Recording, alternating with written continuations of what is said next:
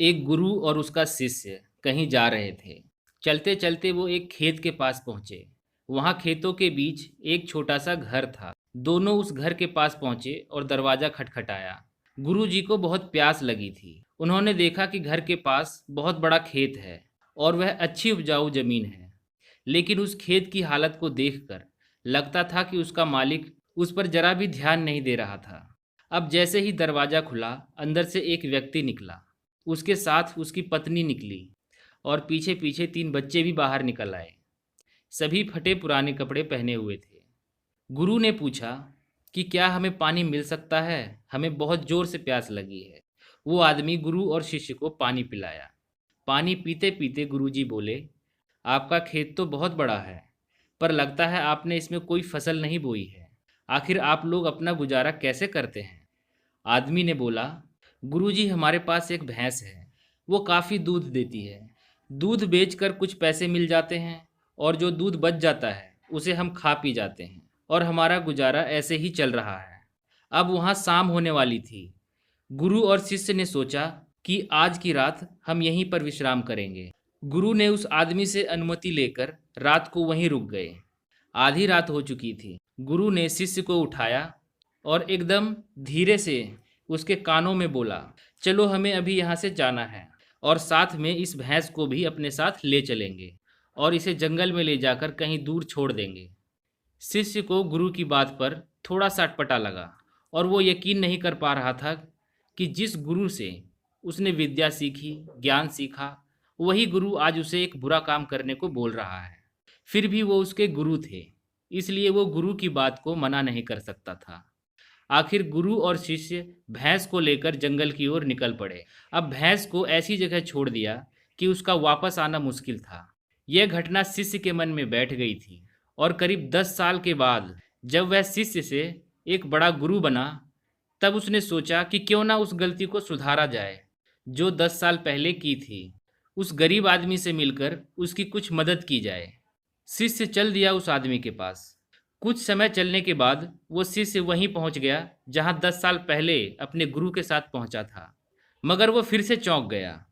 वहां उसने देखा कि खेत में बहुत बड़े बड़े फल के पेड़ लगे हुए हैं। एक बड़ा सा घर बना हुआ है। शिष्य को लगा कि हो सकता है भैंस के चले जाने के बाद वो परिवार सब कुछ बेचकर चला गया होगा, इसलिए वो वापस लौटने लगा। तभी उसने उस आदमी को देखा और शिष्य उस आदमी को पहचान गया। शिष्य उस आदमी से बोला, शायद आप मुझे नहीं पहचानते, पर मैंने आपको पहचान लिया। मैं आपको 10 साल पहले मिला था। उस आदमी ने बोला, हाँ हाँ, कैसे भूल सकता हूँ उस दिन को।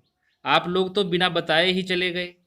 पर उसी रात को मेरी भैंस न जाने कहाँ चली गई और आज तक वापस नहीं आई। कुछ दिनों तक तो मुझे समझ नहीं आ रहा था कि मैं क्या करूं, मैं क्या कर सकता हूं। पर जीने के लिए मुझे कुछ न कुछ तो करना ही था। लकड़ियां काट कर बेचने का काम मैंने शुरू किया और उससे मैंने बहुत पैसे कमाए और जो पैसे इकट्ठे हुए उन पैसों से अपने खेतों में फसल उगाई। फसल बहुत अच्छी निकली। फसल बेचकर जो पैसे मिले उससे मैंने फलों के बगीचे लगवा दिए।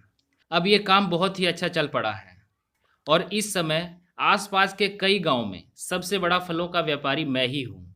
वास्तव में ये सब कुछ न होता अगर वो भैंस चली ना गई होती, क्योंकि उसी के कारण मैं लाचार हो गया था और उसी के कारण ही मैं और कोई काम नहीं करना चाहता था। भैंस जाने के बाद मैंने नए रास्ते निकाले जिससे मैं पैसे कमा सकता था और आज मैं एक बहुत बड़ा व्यापारी बन चुका हूँ। शिष्य बोला, किंतु ये काम तो आप पहले भी कर सकते थे। उस आदमी ने कहा कि कर सकता था, लेकिन तब मेरी जिंदगी बिना मेहनत के भी चल रही थी। मुझे कभी लगा ही नहीं कि मेरे अंदर इतनी क्षमता है। लेकिन जब मेरी भैंस चली गई तब मुझे एहसास हुआ कि मैं दूसरा काम भी कर सकता हूँ और अपने परिवार को एक अच्छी ज़िंदगी दे सकता हूँ। और अब मैंने ठान लिया है कि जो भी काम करूँगा पूरी मेहनत के साथ करूँगा और आज मैं इस मुकाम पर पहुँच चुका हूँ। शिष्य को एहसास होने लगा कि उनका गुरु क्यों उस भैंस को जंगल में छोड़ आए। वो जानते थे कि जब तक वो भैंस इस आदमी के पास रहेगा तब तक इसका कुछ होने वाला नहीं है। इसलिए कहते हैं गुरु तो गुरु ही होता है। दोस्तों, इस कहानी से हमें क्या सीखने को मिला? अब जरा सोचिए, कहीं आपकी ज़िंदगी में भी कोई ऐसी भैंस तो नहीं है जो आपको दूसरा काम करने और एक बेहतर जिंदगी जीने से रोक रहा है। अगर ऐसा लगता है कि कोई भैंस है जो आपको बांध के रखा हुआ है, तो थोड़ी हिम्मत करके उस रस्सी को काट दीजिए और आज़ाद हो जाइए। सोचिए, अगर कामयाब हो गए तो पाने के लिए पूरी दुनिया आपके पास है।